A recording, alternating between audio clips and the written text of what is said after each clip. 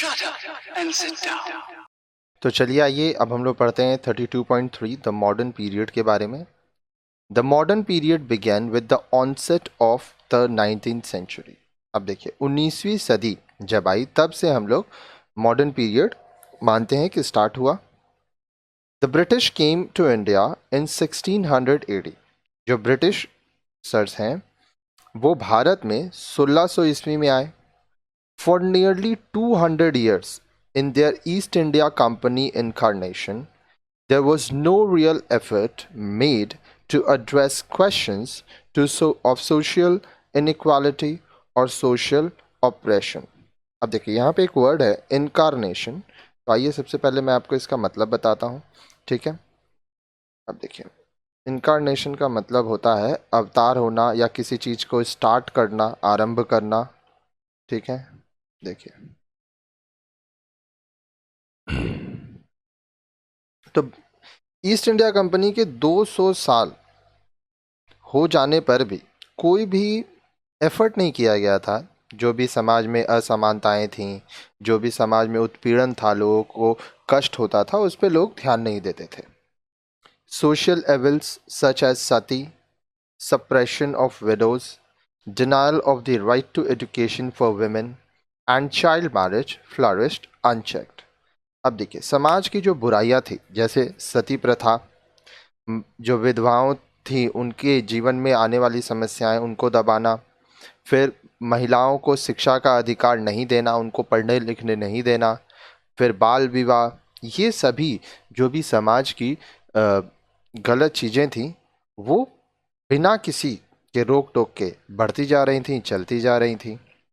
With the dawn of the 19th century, an era of change began, and it was during this period that many efforts were made, both by the British rulers and progressive sections of Indian society, to put an end to social evils.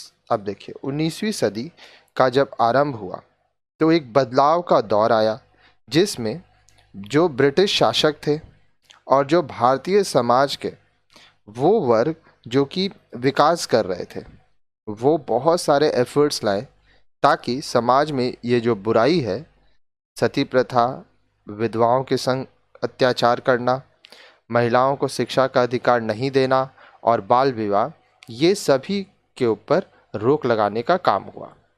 The modern age can be classified into two periods. These are the British period 1800 to 1947, the period after independence 1947 to date. Let us start with the British period first. अब हमारा जो modern age है उसको हम लोग दो भागों में बांट सकते हैं। पहला ब्रिटिश पीरियड जो कि 1800 से 1947 तक की हम लोग पढ़ेंगे। फिर होगा आज़ादी के बाद का समय, 1947 में भारत आज़ाद हुआ और तब से लेके आज तक। ठीक है, तो ये वीडियो तो आप देख रहे होंगे थोड़ा लंबा है क्योंकि इस वीडियो में काफ़ी सारी जानकारी आपको मिलने वाली है। ठीक है, ऐसे तो हम चाहते तो इसको छोटा छोटा पार्ट में कर सकते थे, लेकिन फिर क्या होता कि एक साथ समझ में नहीं आता कि टुकड़े थोड़े अलग हो जाते, और ये पूरा इस हिसाब से बनाया हुआ है ताकि आप एक बार पूरा देख लेंगे तो आपको समझ में आ जाएगा। ठीक है, तो आइए सबसे पहले हम लोग देखते हैं 32.3.1 द ब्रिटिश पीरियड। ब्रिटिश शासनकाल के दौरान क्या हुआ।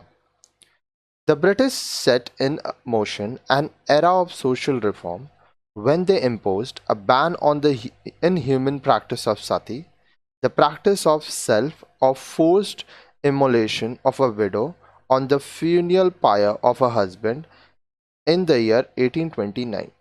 अब देखिए 1829 में जो सती प्रथा थी, ठीक है, जिसमें पति के मर जाने पर उसकी जो विधवा थी, या तो वो अपनी इच्छा से या तो ज़बरदस्ती उसको जला दिया जाता था पति के साथ, पति के डेड बॉडी के साथ। तो इस पर ब्रिटिश सरकार ने रोक लगा दी। The famous social reformer Raja Ram Mohan Roy's fight against sati received a positive response from the then Governor General Lord William Bentinck, who took the lead in enacting the Sati Prohibition Act. अब देखिए बहुत ही प्रसिद्ध समाज सुधारक राजा राम मोहन रॉय जी ने संघर्ष किया, लड़ाई लड़ी सती प्रथा के खिलाफ। और उस समय के जो गवर्नर थे, जनरल लॉर्ड विलियम बेंटेक, वो आगे बढ़कर द सती प्रोहिबिशन एक्ट कानून लाए। Religious fundamentalists and traditionalists put off stiff resistance to this act by claiming that the British government had meddled with the a custom sanctioned by religion. अब देखिए, धार्मिक जो लोग थे उस समय, धर्म संबंधी लोग, परंपरावादी लोग, वो लोग इसके खिलाफ आवाज उठाए। उनका मानना था कि ब्रिटिश सरकार ने हमारे जो रीति रिवाज हैं, जो हमारे धर्म हैं, उसमें हस्तक्षेप किया। But the voices of the reason prevailed and the British government refuse to withdraw the act. लेकिन बहुत सारी आवाज़ ऐसी भी उठी जो कि इस सती प्रथा के खिलाफ थी और बहुत पक्ष में थी। लेकिन जो भी कारण हुआ, ब्रिटिश सरकार जो थी, उन्होंने ये कानून को हटाया नहीं। फिर जो सती प्रोहिबिशन एक्ट बना वो लागू रहा। However, a distinction was made between voluntary sati and forced sati. Also, the passage of this act did not put an end to the practice of sati.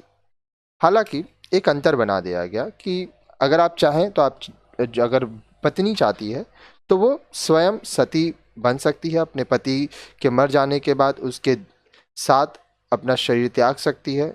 और एक कर दिया गया फोर्स सती, जिसमें ज़बरदस्ती, तो आप ज़बरदस्ती नहीं कर सकते थे। हालांकि ये कानून आने के बावजूद सती प्रथा पूरी तरह से बंद नहीं हुई। Because of the ban on widow marriage and lack of education opportunities, women who were rescued from the practice of sati had to undergo a great deal of suffering. Many widows preferred to die because life held no meaning for them. अब देखिए, विधवाओं की शादी नहीं होती थी, उस पर रोक था। साथ ही साथ जो औरतें थीं उनको तो शिक्षा का अधिकार नहीं मिलता था।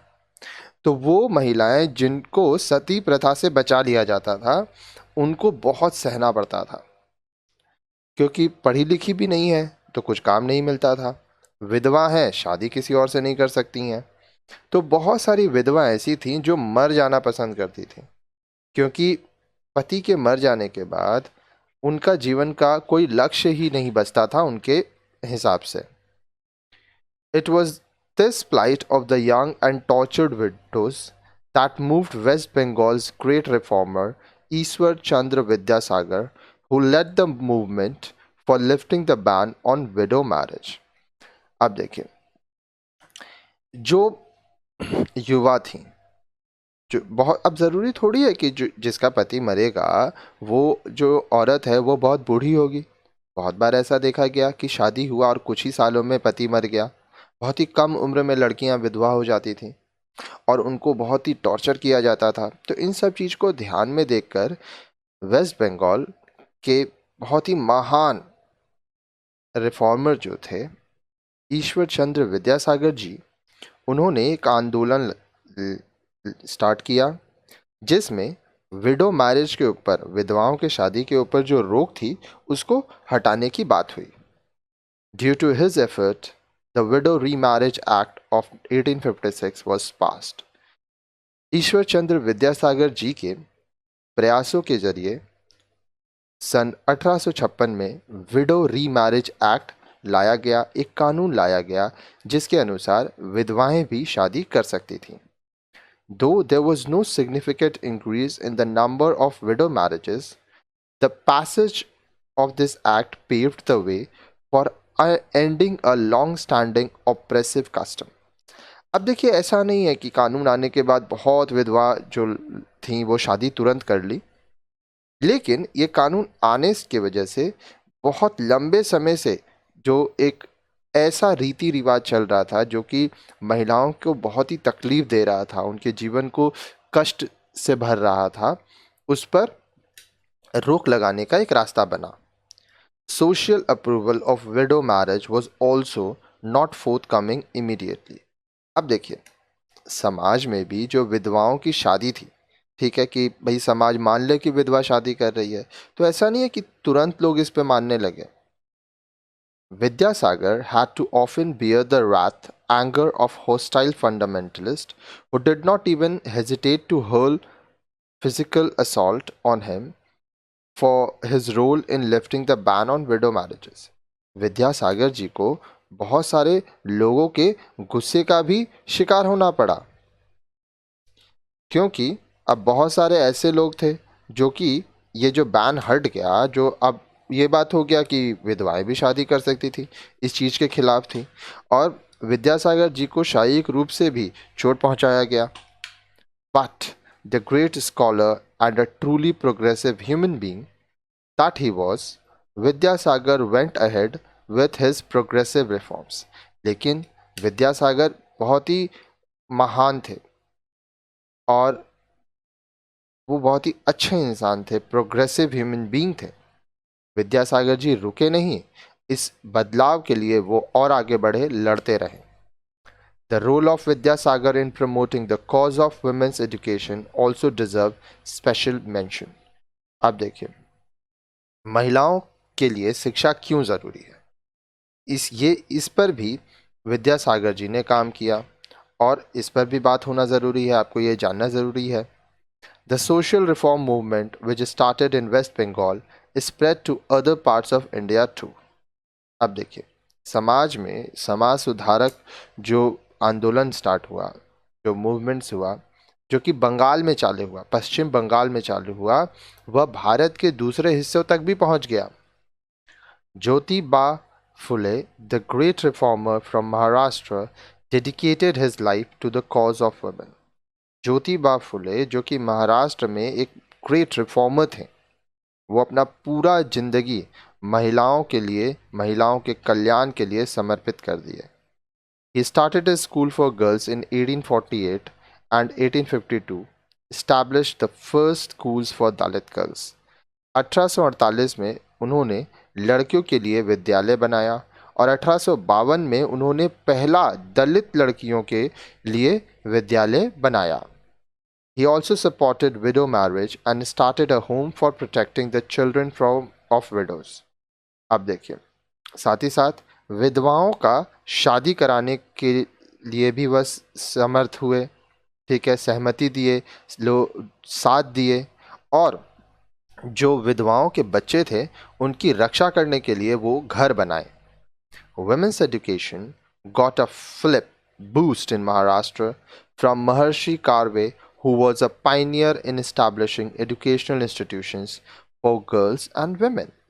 अब महिलाओं के लिए जो शिक्षा की बात उठी, महाराष्ट्र में ये बहुत तेजी से फैला, और महर्षि कार्वे, जो कि बहुत ही मतलब समझ लीजिए महान माने जाते हैं, उन्होंने महिलाओं के लिए, लड़कियों के लिए शिक्षा संस्थाएं बनाई।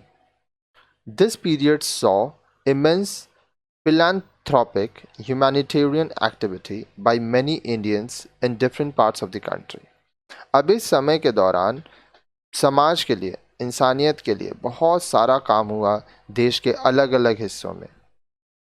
There were also several other progressive pieces of legislation during the British period, prominent among these being the Child Marriage Restraint Act of 1929.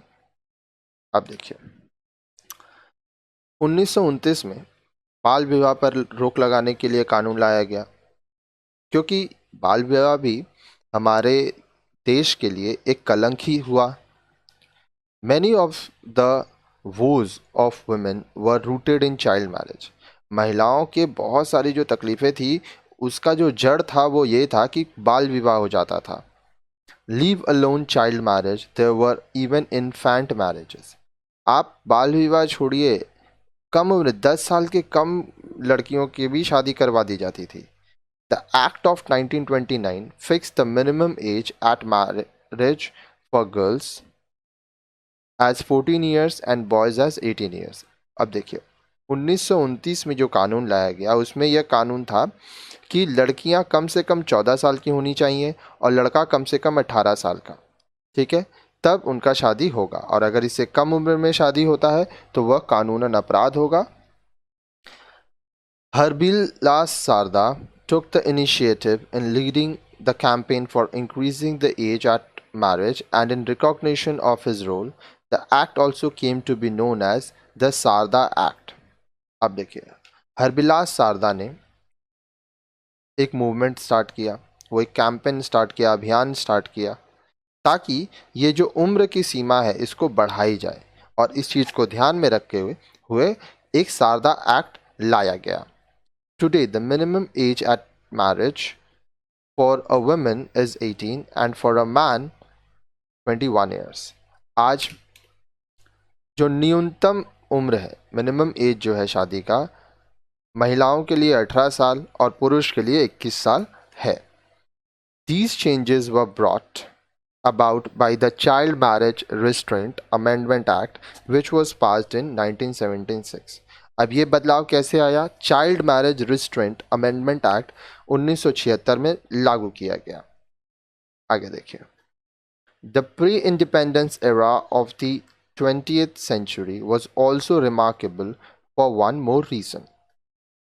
अब आज़ादी के पहले का जो समय है, ठीक है, pre independence era 20th century का, उसमें वो भी एक और कारण की वजह से ये बहुत महान हम लोग मानते हैं, बहुत इंपॉर्टेंट मानते हैं. The large scale participation of women in freedom movement, both as visible and invisible freedom fighters, was a standing testimony not only to their courage but also their capacities. अब देखिए, आज़ादी की जो लड़ाई हुई उसमें बहुत सारी महिलाओं ने भी अपना योगदान दिया, वो भी भाग ली. कुछ सामने से चल के आई तो कुछ विजिबल थी, कुछ इनविजिबल फ्रीडम फाइटर्स थी. और इससे ये पता चला कि महिलाएं बहुत बहादुर होती हैं और उनमें बहुत कैपेसिटी होता है.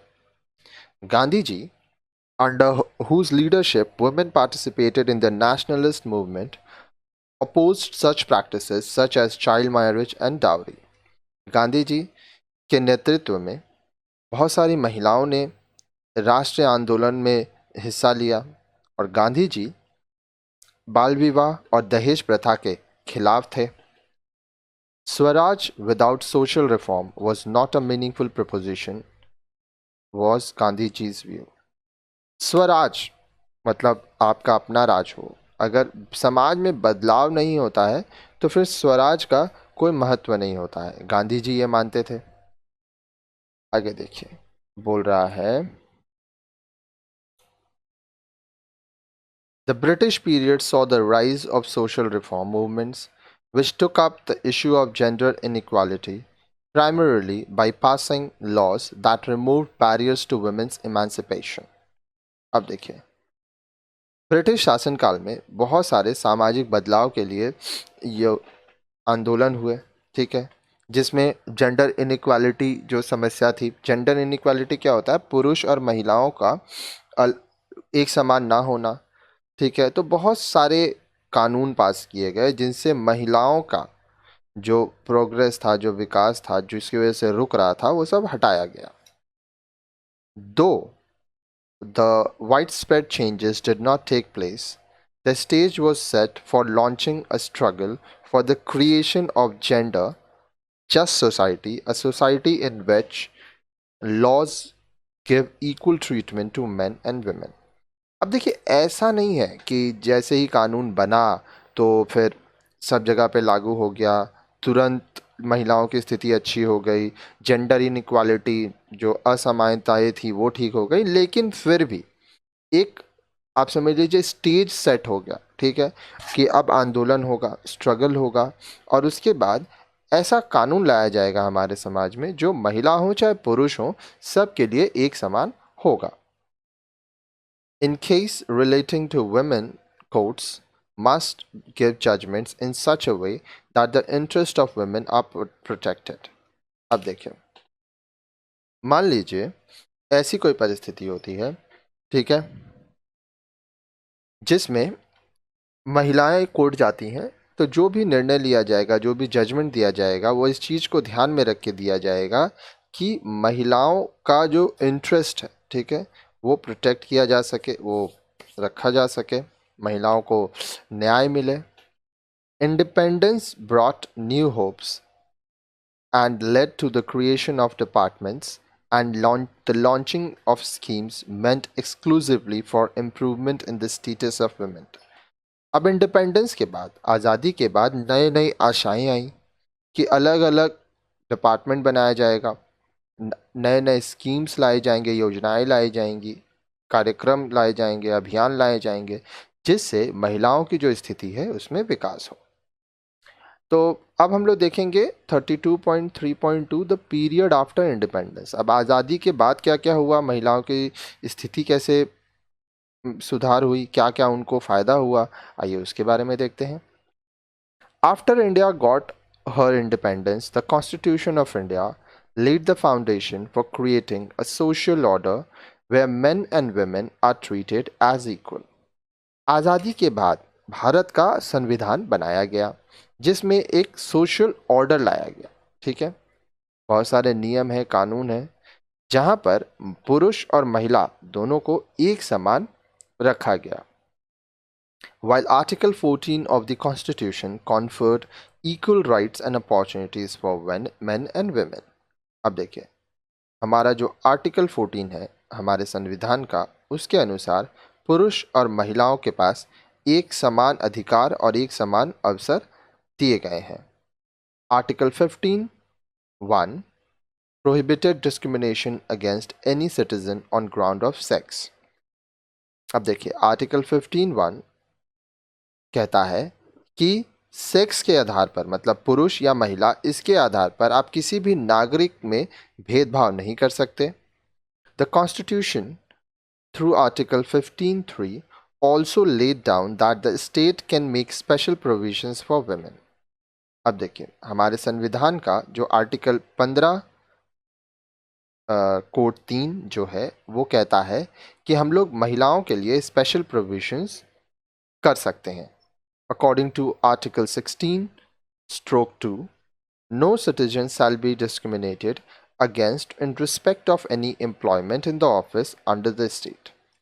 अब देखिए, आर्टिकल 16(2) कहता है कि किसी भी नागरिक को आप जब नौकरी के अवसर होंगे ऑफिसेज में, तो उसमें आप भेदभाव नहीं कर सकते. नौकरी है, अगर महिलाएं योग्य हैं तो महिला को नौकरी मिलेगा, पुरुष योग्य है तो पुरुष को मिलेगा. The directive principles of state policy prescribe that. अब देखिए, जो भी राज्य की नीतियां हैं उसकी जो डायरेक्टिव प्रिंसिपल्स हैं, ठीक है, वो क्या बताते हैं. Men and women equally have the right to adequate means of livelihood.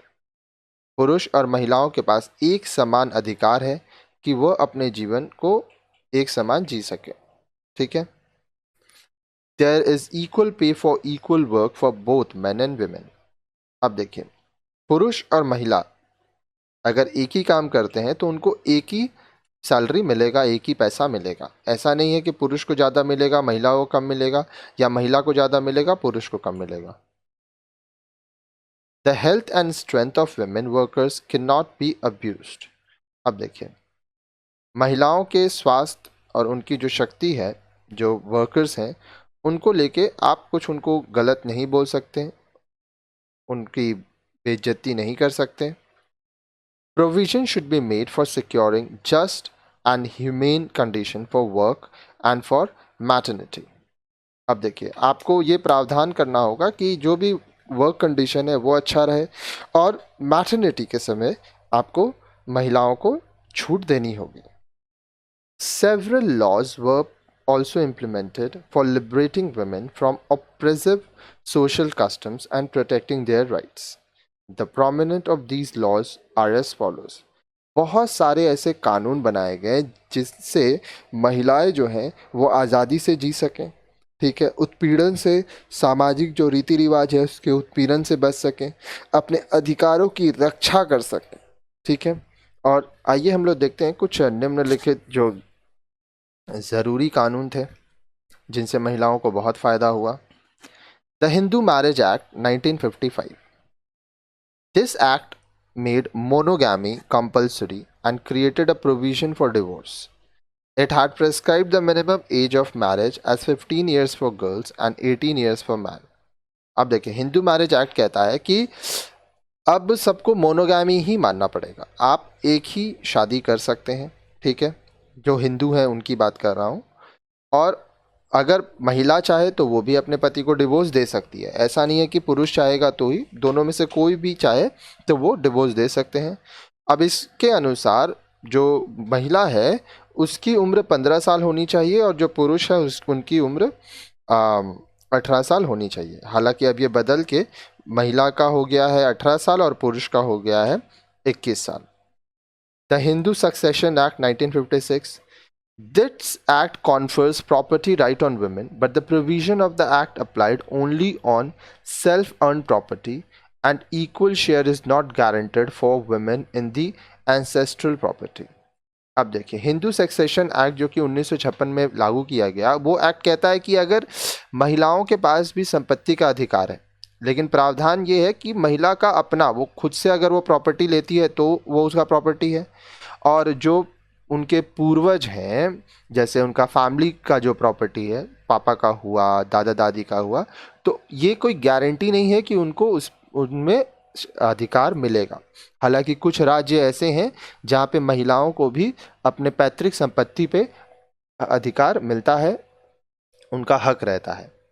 The dowry prohibition act 1961 and the subsequent amendment of 1984 and 1986, as you will read in the lesson some problems of women. अब देखिए, dowry prohibition act जो कि 1961 में लाया गया, उसके बाद 1984 और 1986 में इसमें बदलाव किया गया, ठीक है। इसमें क्या है कि आप दहेज प्रथा पर रोक हुई। अब आगे के चैप्टर्स में जब हम लोग सम प्रॉब्लम्स ऑफ वुमेन के ऊपर पढ़ेंगे तो इसके ऊपर डिटेल में बात करेंगे। फिर आया the maternity benefit act 1961. This act grants maternity leave with full pay for 135 days to women who have completed 80 working days in a given job, and prohibits the dismissal or discharge of a woman during the leave period. This act extends to factories, mines, plantations, shops and establishments where 10 or more persons are employed. अब देखिए, maternity का मतलब होता है जब महिलाएं pregnant हो जाती हैं, ठीक है। तो इसमें क्या होता है कि महिलाओं को 135 दिन की छुट्टी देने का प्रावधान है, ठीक है। अब कंडीशन ये है कि महिला कम से कम 80 दिन वो जॉब की होगी, ठीक है, और उसके बाद अगर वो 80 दिन काम की है तो उसको 135 दिन का छुट्टी मिलेगा और पूरा पैसा मिलेगा, आप पैसा नहीं काट सकते। साथ ही साथ इस दौरान आप उसको जॉब से नहीं निकाल सकते, ठीक है।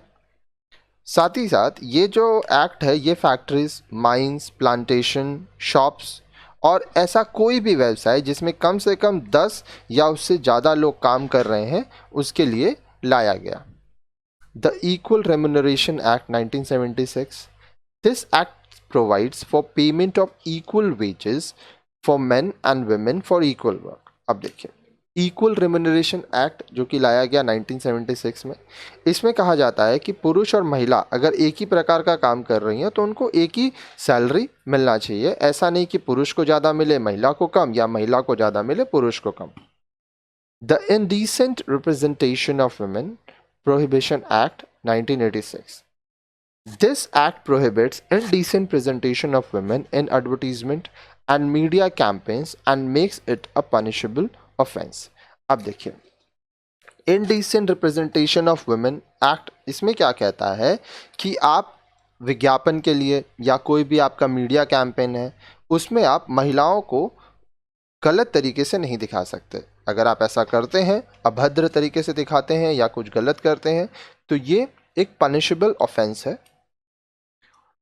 Besides the acts referred to above, there are also many legislations such as the Hindu Adoption and Maintenance Act of 1956, the Immoral Traffic Prevention Act of 1956 amended in 1986, the Family Courts Act of 1984 and the National Commission for Women Act of 1990 have been passed after the country became independent. आज़ादी के बाद बहुत सारे और भी act लाए गए जो कि महिलाओं के लिए भी फ़ायदा हुआ, जैसे the Hindu adoption and maintenance act of 1956, the immoral traffic prevention act of 1956, बाद में इसमें बदलाव किया गया 1986 में।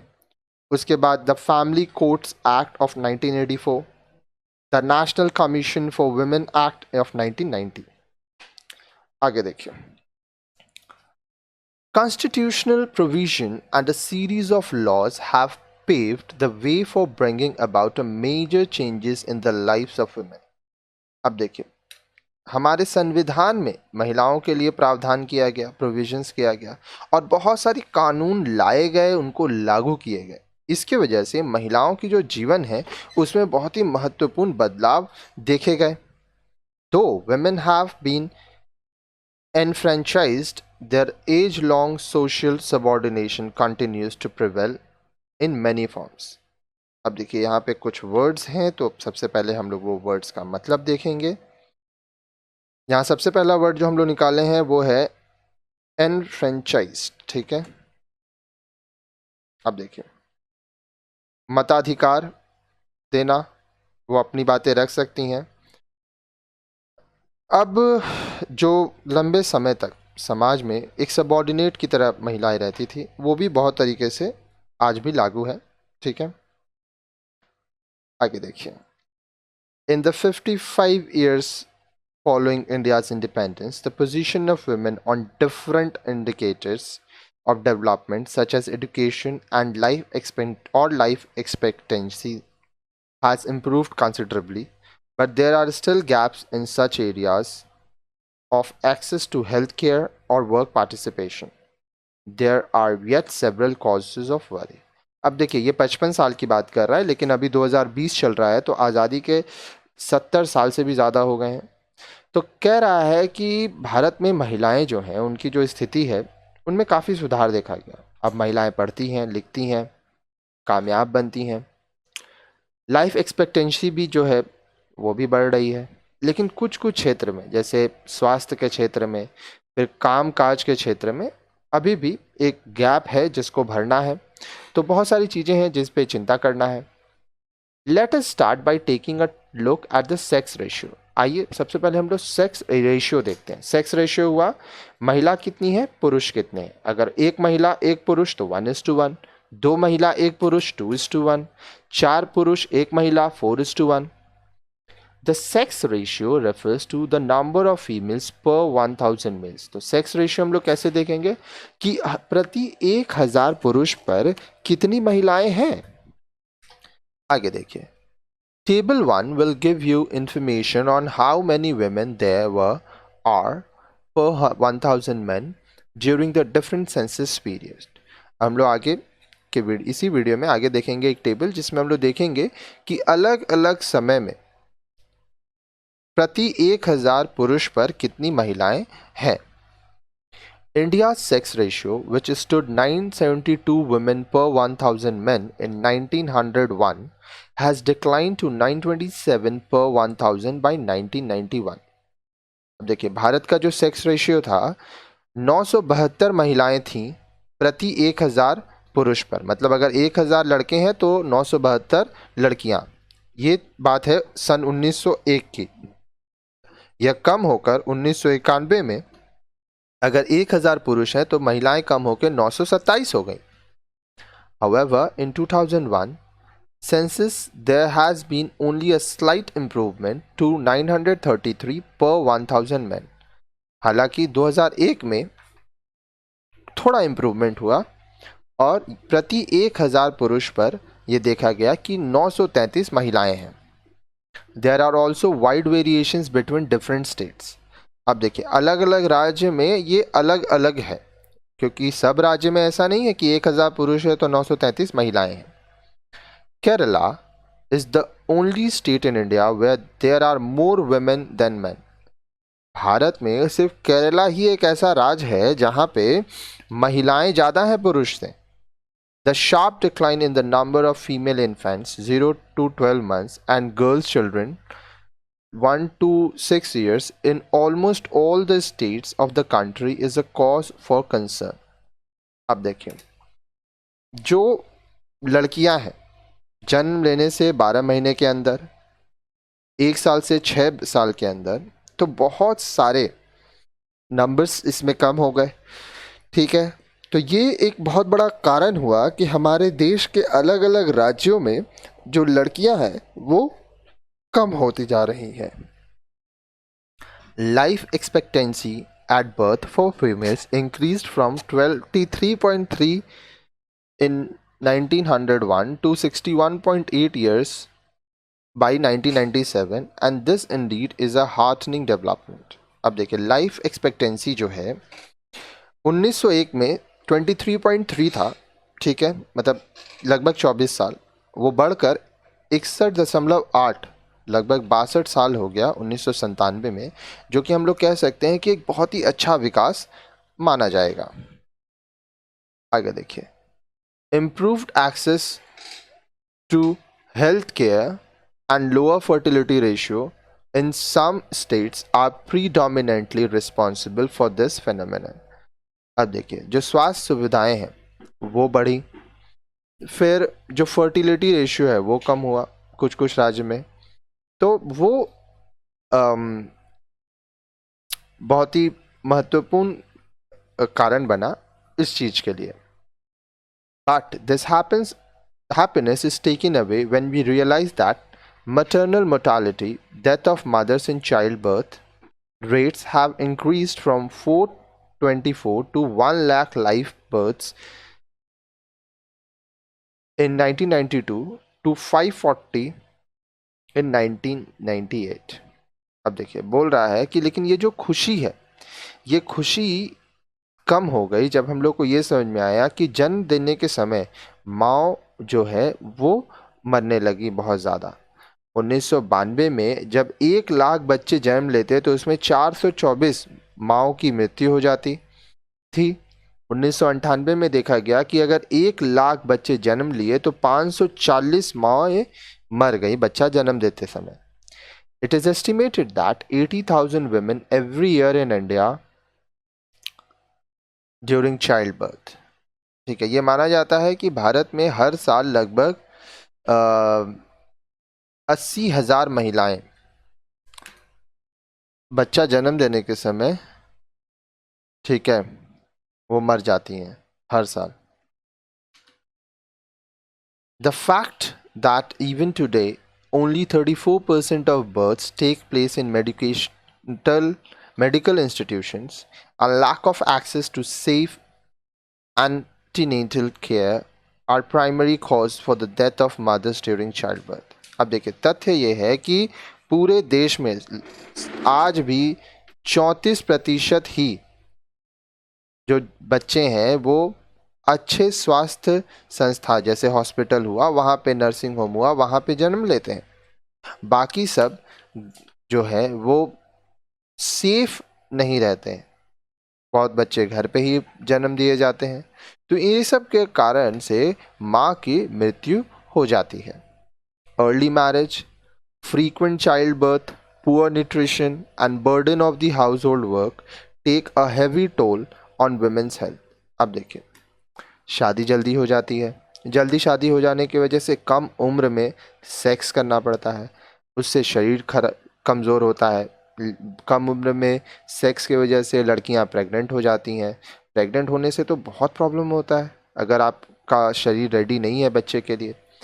फिर महिलाएं गरीब हैं तो न्यूट्रिशन सही नहीं मिल रहा है, पोषण सही नहीं मिल रहा है, घर का बहुत काम करना पड़ता है, तो ये सभी चीज़ें मिलजुला कर महिला के स्वास्थ्य पर असर डालती हैं। आइए अब हम लोग देखते हैं table 1 India sex ratio. Census year हम लोग देखेंगे कौन से साल में जनगणना की गई थी। मेल फीमेल, मेल हर जगह 1000 रहेगा। अब 1901 में जब 1000 अगर लड़के थे तो उसमें 972 लड़कियां। 1911 में 1000 लड़के 964 लड़कियां। 1921 में 1000 men and 955 female, male female. 1931 1000 male 950 female. 1941 1000 पुरुष 945 महिलाएं। 1951 1000 पुरुष 946 महिलाएं। 1961 1000 पुरुष 941 महिलाएं, 1971 1000 पुरुष 930 महिलाएं, 1981 1000 पुरुष 934 महिलाएं, 1991 1000 पुरुष 927 महिलाएं, 2001 में 1000 पुरुष पर 933 महिलाएं थी। ये कहाँ से हम लोग को मिला है? Census of India reports on different decades, अलग अलग हर 10-10 साल पे जो जनगणना होती है उससे हम लोग को ये रिपोर्ट मिला। Female literacy increased from 39.42% in 1991 to 54.16% in 2001, an increase of nearly 15% in 10 years. अब देखिए 1991 में 1991 में 39.42% लड़कियां पढ़ी लिखी थी, ये बढ़कर 54.16% हो गई 2001 में। ठीक है, आगे देखिए, it is only during this period that a visible rise took place in the number of literate women. अब देखिए, इसी समय के दौरान हम लोग ये देख पाए कि पढ़ी लिखी महिलाएं का संख्या बहुत बढ़ गया है। The data in table 2 will show you that in the 50 years after the country became independent, female literacy increased only at a marginal pace. अभी हम लोग आगे एक टेबल देखेंगे, ठीक है, उस टेबल में आप देख पाएंगे कि जो महिलाएं हैं 50 साल के आज़ादी के बाद भी उनका जो लिटरेसी रेट है वो किस हिसाब से बढ़ा। Literacy rate in India, census year, persons, male female. अब देखिए 1951 में 18.33%, ठीक है, इतने लोग प्रति 100 लोगों में शिक्षित थे, जिसमें पुरुष थे 27 अब इसका देखिए 27.16 और महिलाएं 8.86। 1961 पर्सन 28.31, मेल 40.40, फीमेल 15.34। 1971 में टोटल 34.45% लिटरेट, जिसमें पुरुष 45.95, female 21.97। 1981 43.56%, 56.37, male 29.75, female. 1991 52.11%, 63.86, male, 39.42, female. 2001 65.38, 75.85, male, 54.16, female. आगे देखिए, note, literacy figures for census 1951, 1961 and 1971 applied to persons of 5 years age and above. अब देखिए 1951, 61 और 71 में जो लोगों को लिया गया था वो 5 साल और उनसे अधिक लोगों का जनगणना किया गया। From the census of 1981, literacy percentage are being calculated for person of 7 years of age and above. 1981 से जो लिटरेसी परसेंटेज देखा गया वो 7 साल और उससे ऊपर के लोगों को लिया गया। Figures in brackets for 1981 indicates literacy rates in 5 years and above age group. अब देखिए यहाँ पे ना, ये जो ब्रैकेट में दिया हुआ है ये 5 साल और उससे ऊपर के जो लोग थे उनका लिटरेसी रेट आपको दिया गया है, और ये जो दिया गया है ये 7 साल और उसके ऊपर के, ठीक है। तो उस हिसाब से सब कैलकुलेशन था। इसका सोर्स जो है NIPCED से मिला, statistics on children of India in India 1992 से।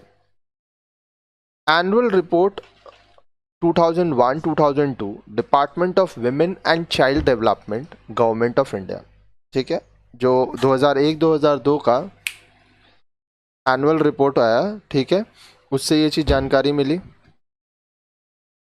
और ये आपको department of women and child development, ठीक है, उससे पता चलता है भारत सरकार के द्वारा। Improved access to education has helped many women overcome the obstacle to their illiteracy.